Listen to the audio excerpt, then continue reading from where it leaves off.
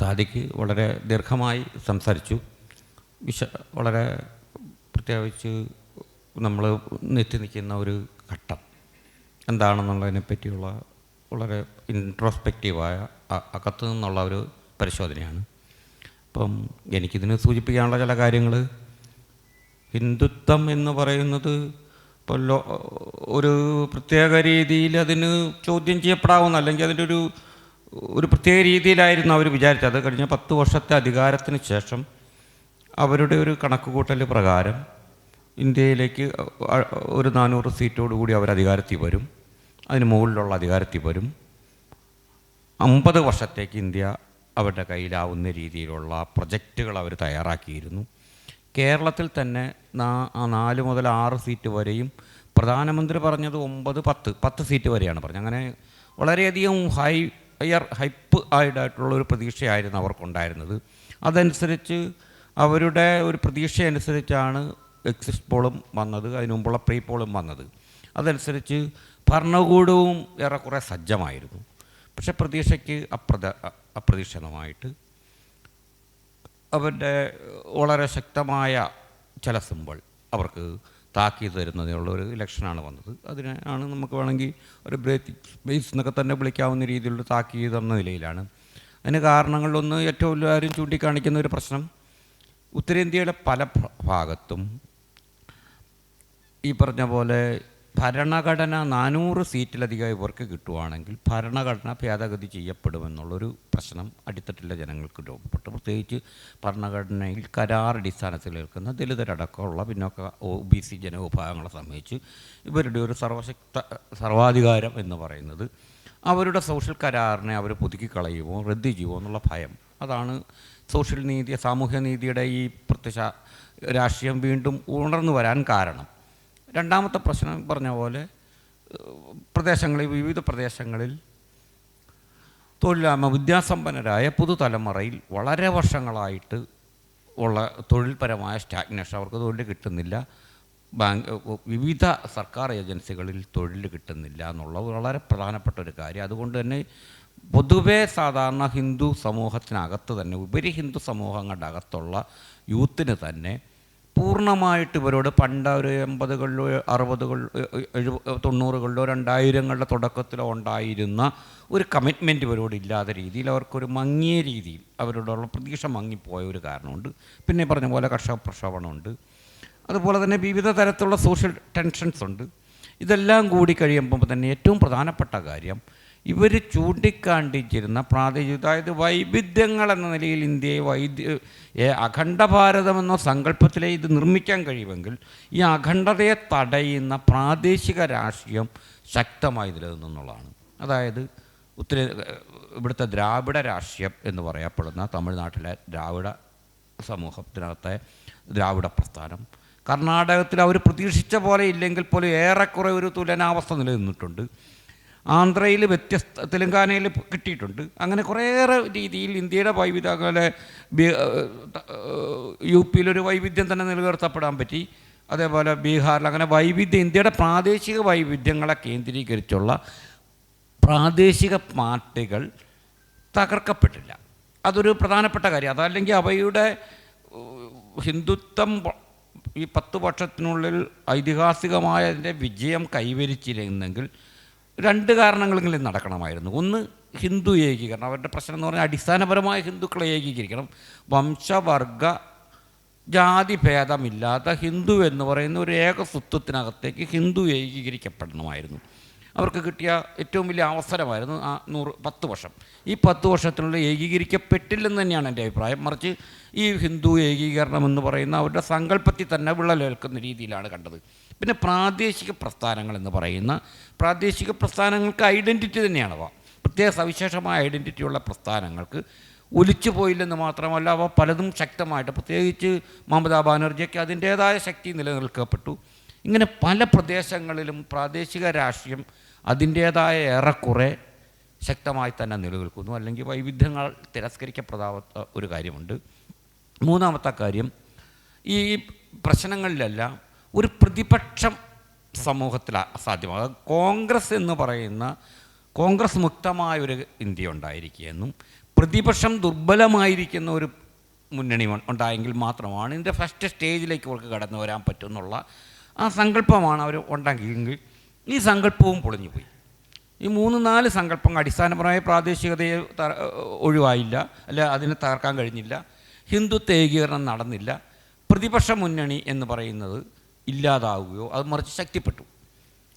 ഇങ്ങനെയുള്ള ഘടകങ്ങൾ വെച്ച് നോക്കുമ്പോഴത്തേന് ഹിന്ദുത്വത്തിൻ്റെ ആന്തരിക ശൈഥില്യം, അതായത് ഇത് പവറാകുമോ, യൂറോപ്പിലെ പോലെ അല്ലെ നാസിസ പോലെ ഒരു വലിയൊരു വിധ്വംസക ശക്തിയായി തന്നെ ആയിരിക്കുമോ ഇത് പ്രവർത്തിക്കാൻ പോകുന്നത് എന്നുള്ളതിനെപ്പറ്റി നമ്മൾ കുറച്ച് ആലോചിക്കണം എന്ന് എനിക്ക് തോന്നുന്നത്. കാരണം ഒന്നെന്ന് പറഞ്ഞാൽ ഇന്ത്യയുടെ വൈവിധ്യങ്ങൾ വലിയൊരു പ്രതിസന്ധി തന്നെയാണ് അവർക്ക്. ഒന്ന് പറഞ്ഞില്ല, ഭരണഘടനയെ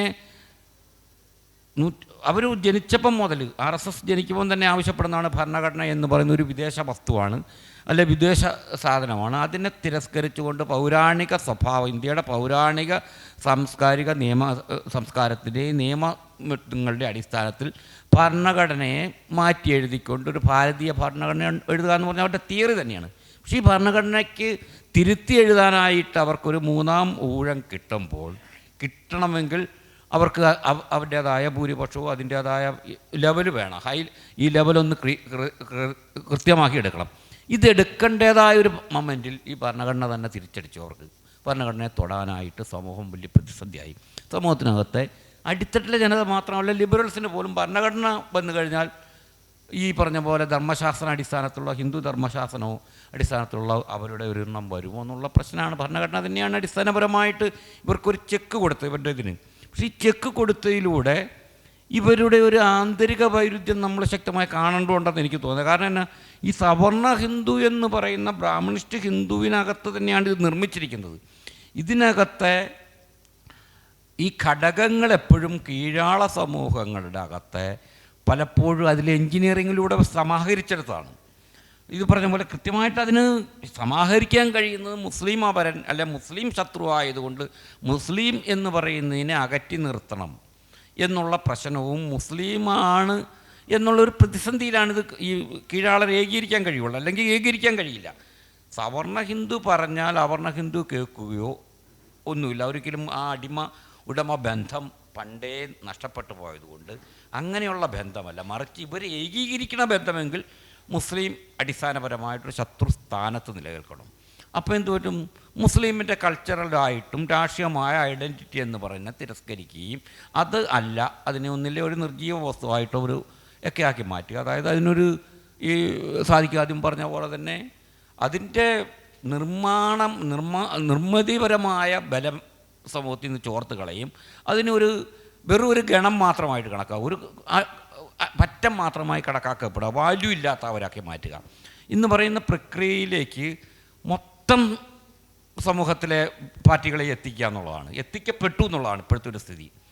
ഇവിടെ ഒരു പ്രശ്നം ഇങ്ങനെയുള്ളൊരു സ്ഥിതി വന്നത് നമ്മളൊക്കെ മുൻകൂട്ടി കണ്ടത് തന്നെയാണ്. കാരണം മുസ്ലിം തന്നെയായിരിക്കും പ്രശ്നം. മുസ്ലിമിനെ പ്രശ്നമാക്കിക്കൊണ്ടാണ് ഇനി ഇന്ത്യയിലെ രാഷ്ട്രീയം, പ്രത്യേകിച്ച് RSS അധികാരത്തിൽ വന്നതിന് ശേഷം ചലിക്കുള്ളൂ എന്നുള്ളത് സത്യമാണ്.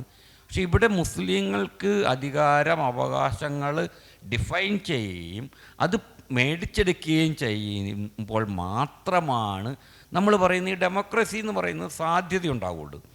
ഇവിടെ അപ്പം അതിനെയാണ് തടസ്സം ചെയ്യുന്നത്. അതുകൊണ്ടാണ് ഒരു പാർട്ടിക്കും മുസ്ലിം അത് നമ്മളൊക്കെ നേരത്തെ തന്നെ പറയുന്നതാണ്. ഇപ്പോൾ ഇന്ത്യയിലെ ഒരു പ്രത്യേകത ഡിമിനിഷ് ചെയ്തുകൊണ്ടിരിക്കുകയാണ്. കഴിഞ്ഞ വർഷങ്ങളായിട്ട് മുസ്ലിങ്ങളുടെ പ്രാതിനിധ്യം കേന്ദ്രമന്ത്രിസഭയിൽ ഉണ്ടാവാതിരിക്കുക, ബോഡികളിൽ ഉണ്ടാവാതിരിക്കുക, പ്രധാനപ്പെട്ട ഭരണഘടനാ സ്ഥാപനങ്ങളിൽ മുസ്ലിങ്ങളുടെ പ്രാതിനിധ്യം പോവുക, രാഷ്ട്രീയ നേതാക്കന്മാരുടെ നിരയിൽ നിന്ന് കോൺഗ്രസിൻ്റെയൊക്കെ ഒരു കാലത്ത് വളരെയധികം ശക്തമായി മുസ്ലിം നേതാക്കന്മാരുണ്ടായിരുന്നു. ആ നേതാക്കന്മാർ ഒരാളുണ്ടാകാതിരിക്കുക, വളരെ പ്രധാനപ്പെട്ട നിയമജ്ഞർ പ്രത്യേകിച്ചും കോൺഗ്രസിനെയൊക്കെ നിർമ്മിച്ചെടുത്തതിൽ കോൺഗ്രസിന് ഇത്ര ഇതിൽ വിപുലമായ ഇത് കൊടുത്തതിൽ മുസ്ലിങ്ങളായിട്ടുള്ള ഒരുപാട് പേര് ലോയെപ്പറ്റിയൊക്കെ ധാരണയുള്ളവരൊക്കെ ആന്തരിക പവറായിരുന്നു. ഇതെല്ലാം ക്രമേണ ഇല്ലാതായിക്കൊണ്ട് അവിടെയെല്ലാം താഴ്ന്ന തട്ടിൽ നിന്നുള്ള ആൾക്കാർക്ക് പ്രവേശനം കൊടുത്തിട്ടുണ്ടോ? അതുമല്ല വേറൊരു കാര്യം, ഇവിടെ ഒരു സിംബോളിക് ഹിംസയാണ് നടക്കുന്നത്. ഈ പറഞ്ഞ പോലെ ഇപ്പം നരേന്ദ്രമോദിയുടെ ഈ പുതിയ ഗവൺമെൻറ്റിൽ 10ഓളം ക്യാബിനറ്റ് റാങ്കി ദലിതരോ ഒക്കെ ഉണ്ടെന്നാണ് പറയുന്നത്. എനിക്ക് കൃത്യമായിട്ട് അറിയില്ല, ഞാനൊരു വായിച്ചാണ്. അതുപോലെ തന്നെ ഇപ്പോൾ ഒഡീസ മുഖ്യമന്ത്രിയായിട്ടൊരു ആദിവാസിനെയാണ് എടുത്തിരിക്കുന്നത്.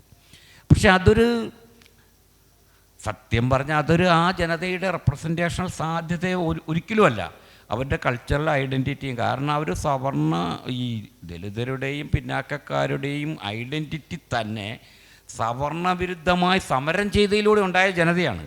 അല്ല സവർണർക്ക് അനുകൂലമായി നിന്നുപോലെ സവർണരാൽ അടിച്ചമർത്തപ്പെട്ട് നടക്കുന്ന സമയത്ത് ഈ ജനതയ്ക്കൊരു വിലയുണ്ടായിരുന്നു, ആ ജനത തന്നെ ഉണ്ടായിരുന്നില്ല, അറിയപ്പെട്ടിരുന്നില്ല.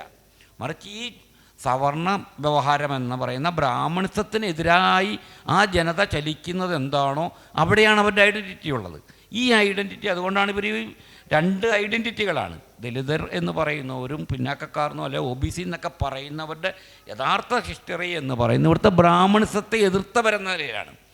ഈ ബ്രാഹ്മണിസത്തെ എതിർക്കുന്ന ആ വിഭാഗത്തെ പൂർണ്ണമായും തിരസ്കരിച്ച് അതിൽ തന്നെ ഈ പറഞ്ഞ പോലെ ഒരു കർത്തൃത്വമില്ലാത്തവരോ സിംബോളിക്കായിട്ട് മാത്രം ദലിതർ എന്ന് മാത്രം പറയാവുന്നവരായവരെയാണ് ഇവർ വെച്ചിരിക്കുന്നത്. ഇപ്പോൾ ഇവിടെ പറഞ്ഞ പോലെ ഇവിടുന്ന് ഒരു മന്ത്രി, ഇപ്പം നിയമ ന്യൂനപക്ഷ വകുപ്പിൽ കേരളത്തിലൊരു മന്ത്രിയുണ്ട്, അയാളുടെ പ്രാതിനിധ്യം എന്താണെന്നുള്ളൊരു പ്രശ്നമുണ്ട്. അതുകൊണ്ട് തന്നെ ഇന്ത്യൻ സമൂഹത്തിനകത്ത് ഈ തെരഞ്ഞെടുപ്പ് എന്ന് പറഞ്ഞ പോലെ നമ്മൾ പറഞ്ഞ പോലെ ഇവരുടെ ഒരു വംശീയതയുടെ അല്ലെങ്കിൽ വംശീയ രാഷ്ട്രീയം വിജയിക്കാൻ കഴിയില്ല എന്നുള്ള, അല്ല അത് വിജയിക്കില്ലെന്നുള്ള ഉറച്ച വിശ്വാസക്കാരനാണ് ഞാൻ പണ്ട് മുതലേ. അതിന് കാരണം ഈ വൈവിധ്യങ്ങളുടെ മേലെ സംഘർഷങ്ങളിലൂടെ ഇവർക്ക് കടന്നു പോകാൻ പറ്റും നിരന്തരമായിട്ട്, അത് ഉറപ്പാണ്. പക്ഷേ ഭരണത്തിലിരിക്കുമ്പോൾ അവരുടെ സംഘർഷങ്ങളും ഒക്കെ സങ്കീർണമാണ്, കാരണം ഒരുപാട് പ്രശ്നങ്ങൾ അനുഭവിക്കുന്നുണ്ട്. അതുകൊണ്ട് തന്നെ അവരുടെ ഒരു തുറന്നുകാട്ടൽ, അവരുടെ ഈ 10 വർഷം കഴിഞ്ഞപ്പോൾ അവരുടെ ചിറകിൻ്റെ ബലം കുറഞ്ഞ് എന്ന് തന്നെയാണ് ഞാൻ വിചാരിക്കുന്നത്. കാരണം അതിൻ്റെ അത്രമാത്രം അതിന് പ്രൊഡക്റ്റ് ചെയ്യാൻ കഴിയുന്നതുള്ളൂ, അതിൻ്റെ വംശീയതയ്ക്ക് അത്രമാത്രം കഴിയുള്ളൂ.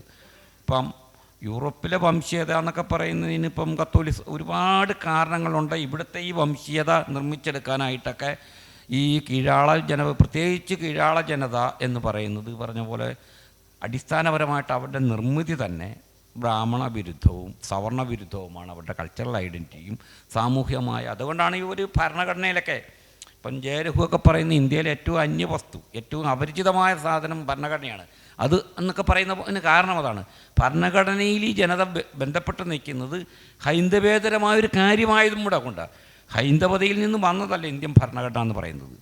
അപ്പോൾ ഹൈന്ദവമായ ഈ അങ്ങനെ നിലനിൽക്കുന്ന ഒരു ജനത ഈ പ്രതിസന്ധിയായിട്ട് അവർക്ക് നിലനിൽക്കുന്നിടത്തോളം കാലം ഇവർക്ക് വൻ മുന്നേറ്റം നടത്താൻ കഴിയില്ലെന്നുള്ള അഭിപ്രായക്കാരനാണ് ഞാൻ. അതുകൊണ്ട് തന്നെ ഫാസിസം ഒരു യാഥാർത്ഥ്യമാണെങ്കിലും ഫാസിസത്തെ ബഹുജനങ്ങളുടെ വിവിധ തരത്തിൽ നമ്മൾ ഇന്നലെ വരെ നടത്തിയ സമരങ്ങളെ പുനരാവിഷ്കരിച്ചും പൂർത്തീകരിച്ചുകൊണ്ടും നമുക്ക് തടയാൻ കഴിയുമെന്നുള്ള അഭിപ്രായമുണ്ട്. അതിന് ഉദാഹരണം ഞാൻ 2 പറയാം. ഒന്ന് ഞാൻ ചോദിക്കട്ടെ, പൗരത്വ സമരം എന്ന് പറയുന്നത് ഇന്ത്യയിൽ നമുക്കറിയാം വളരെ ശക്തമായ രീതിയിൽ അവരെ സംബന്ധിച്ച് ന്യൂറംബർഗ് നിയമങ്ങളുടെ ഒരു പുനരാവിഷ്കാരം തന്നെയായിരുന്നു. നമുക്കെല്ലാവർക്കും അറിയാം, ഫാസിസത്തെ പറ്റി പഠിച്ചിട്ടുള്ളവർക്കൊക്കെ അറിയാം. പൗരത്വ നിയമത്തിൻ്റെ ഉദ്ദേശം ഒരു ജനതയെ ഒറ്റപ്പെടുത്തുക, ഗെറ്റോയിസേഷൻ നടത്തുക, പിന്നീട് എക്സ്റ്റർമിനേഷൻ ചെയ്യുക, കൊല്ലുക എന്ന് പറയുന്ന ഒരു പ്രക്രിയയാണ് പൗരത്വ നിയമങ്ങളുടെ ഒരു ഉള്ളടക്കമുള്ളത്. പക്ഷേ ഈ പൗരത്വ പ്രക്ഷോഭണത്തിൻ്റെ ഒരു ഘട്ടത്തിൽ വെച്ച് അതിശക്തമായ പൗരത്വ വിരുദ്ധ പ്രക്ഷോഭണം ഇന്ത്യയിൽ പ്രത്യേകിച്ച് മുസ്ലിം ജനത വിഭാഗം ഉയർന്നു വരികയും അതിനോട് പിന്തുണച്ചുകൊണ്ട് പല ഘടകങ്ങളും വരികയും അവർക്കൊരു പ്രത്യേക രീതി കോൾഡ് സ്റ്റേജ് മറന്നു വെക്കേണ്ടി വന്നു കുറച്ച് നാളത്തേക്കെങ്കിലും, അല്ലെങ്കിൽ അതൊരു ക്ഷിപ്രമായിട്ട് സ്ഥാപിക്കാൻ ഒരു പ്രത്യേക രീതിയിൽ അവർ കളിച്ചുകൊണ്ടിരുന്നു, അത് വെച്ചുകൊണ്ട് കളിച്ചുകൊണ്ടിരുന്നു. തെരഞ്ഞെടുപ്പിൻ്റെ 2-3 ദിവസം മുമ്പ് പെട്ടെന്ന് നടപ്പിലാക്കിയെന്ന് പറഞ്ഞുകൊണ്ട് ഒരു പ്രസ്താവനയൊക്കെ ഇറങ്ങുന്നു. അതിൻ്റെ കാര്യങ്ങളൊക്കെ വന്നു. അതിൻ്റെ ആ ഇമ്മീഡിയറ്റായ കാര്യം എന്താണ്? പ്രത്യേകിച്ച് ബംഗാളിലെ ഒരു പ്രത്യേക കമ്മ്യൂണിറ്റിയുണ്ട്.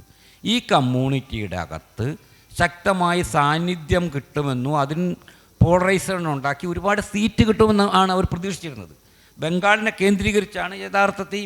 പക്ഷേ ബംഗാളും ഈ പറയുന്ന മണിപ്പൂരും ത്രിപുര അടക്കമുള്ള അനേകം മേഖലകളിൽ അവർക്ക് പൗരത്വ നിയമം കൊണ്ട് അതിൻ്റെ ഗുണം കിട്ടിയില്ലെന്നുള്ളതാണ്. അപ്പം പൗരത്വ നിയമം എന്ന് പറയുന്നത് മുസ്ലിം ജനവിഭാഗത്തെ ഏകീകരിച്ച് അല്ലെങ്കിൽ അവരെ ആണെന്നുള്ള പ്രശ്നമുണ്ടെങ്കിലും ഇന്ത്യയിലെ മറ്റു ജനവിഭാഗങ്ങളിലൂടെ സ്ഥാപിച്ചെടുത്തുകൊണ്ടേ അത് ഉറപ്പാക്കാൻ കഴിയുള്ളൂ. പക്ഷെ അതിലവർ സ്ഥാപിക്കപ്പെട്ടില്ല, ശരിക്കും പറഞ്ഞാൽ പരാജയപ്പെട്ടു. പല ഘടകങ്ങളിലും അവരുടെ അവകാശവാദങ്ങൾ നടന്നിട്ടില്ല എന്നുള്ളതാണ് സത്യമായ കാര്യം. അതിനർത്ഥം ഇതിൻ്റെ ആന്തരിക ദൗർബല്യങ്ങൾ അത്രയും ശക്തമാണ്. ഹിന്ദുത്വത്തിൻ്റെ ആന്തരിക ദൗർബല്യം കൊണ്ട് തന്നെ ഹിന്ദുത്വത്തിന് ഇന്ത്യയിലെ ജനതയെ ഏകീകരിക്കാൻ കഴിയില്ല, ശിഥിലീകരിക്കാനേ കഴിയുള്ളൂ. ഈ കഴിഞ്ഞ 10 വർഷം ഇന്ത്യൻ സമൂഹത്തെ അവർ ഒരു ശിഥിലീകരിച്ചതിൻ്റെയും വിഭജിച്ചതിൻ്റെയും പ്രതിഫലനമാണ് ഇവിടെ കണ്ടത്. അതിന് പക്ഷേ അവർക്കുള്ള ഗുണകരമായ കാര്യം എന്ന് പറഞ്ഞാൽ ഇന്ത്യ എന്ന് പറഞ്ഞാൽ കൈമാറി കിട്ടിയിരിക്കുന്നത് തന്നെ ഭരണകൂട സ്ഥാപനങ്ങൾ എന്ന് പറയുന്നത് സവർണരുടെ കയ്യിലെ നമുക്ക് പോലീസിൽ പട്ടാളം, പോലീസ്, ജുഡീഷ്യറി, ഇലക്ഷൻ കമ്മീഷന്, പ്രധാനപ്പെട്ട ബാങ്കിങ് സ്ഥാപനങ്ങളുടെ മേലധികാരികൾ, അതേപോലെ LIC പോലുള്ള സ്ഥാപനങ്ങളുടെയൊക്കെ മേലധികാരികളെയും ഒക്കെ നിർണ്ണയിക്കുന്ന ഇന്ത്യയിലെ വളരെ ന്യൂനപക്ഷമായ സവർണരാണ്.